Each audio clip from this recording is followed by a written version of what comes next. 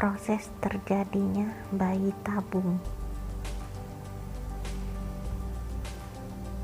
Proses bayi tabung ini harus dilakukan oleh dokter spesialis kandungan secara profesional dan sesuai indikasi. Proses bayi tabung ini ada beberapa yang harus diketahui, yaitu pertama, anamnesa atau pemeriksaan awal.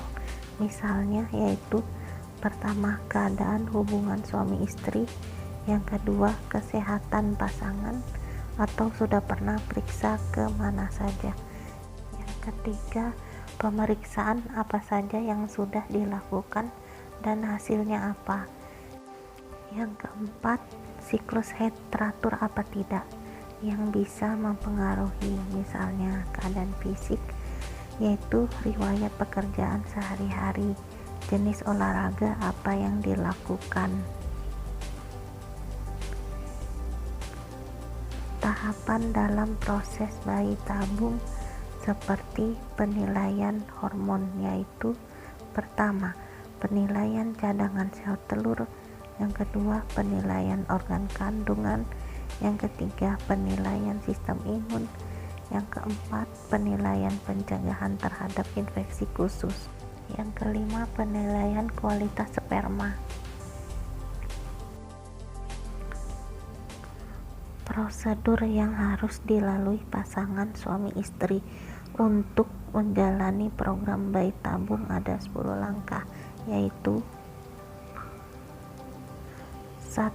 Seleksi pasien, kedua, stimulasi atau memberi rangsangan pada indung telur, yang ketiga, pemantauan pertumbuhan folikel atau cairan berisi sel telur di indung telur, keempat, mematangkan sel telur, kelima, pengambilan sel telur,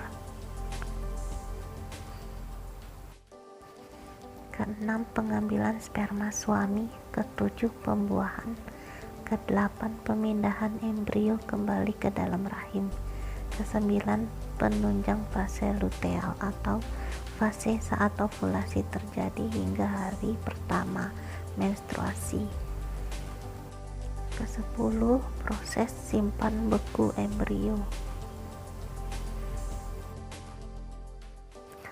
Sebelumnya, pasutri harus mengikuti serangkaian tes seperti pemeriksaan HIV atau penyakit kelainan infeksi lainnya dan pemeriksaan organ rahim sebagaimana prosedur lainnya dalam menjalani program bayi tabung di rumah sakit.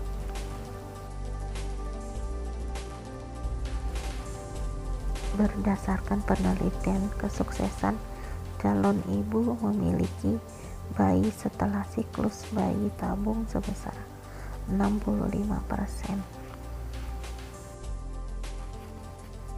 Keberhasilan dalam proses menjalani bayi tabung dipengaruhi oleh banyak hal, yaitu pertama, umur calon ibu, kedua, gaya hidup, ketiga, berat badan, yang keempat, sampai jumlah siklus yang dilakukan.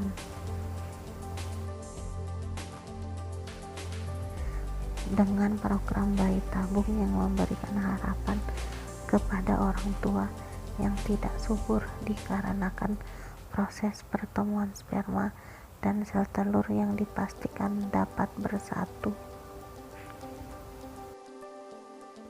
memberikan kesempatan lebih besar untuk mengandung bayi kembar. Ini dikarenakan saat melakukan metode bayi tabung dapat menghasilkan beberapa embrio. Dari situ mulailah kesempatan memiliki bayi kembar. Terima kasih telah menyaksikan video yang bertema proses terjadinya bayi tabung. Semoga bermanfaat.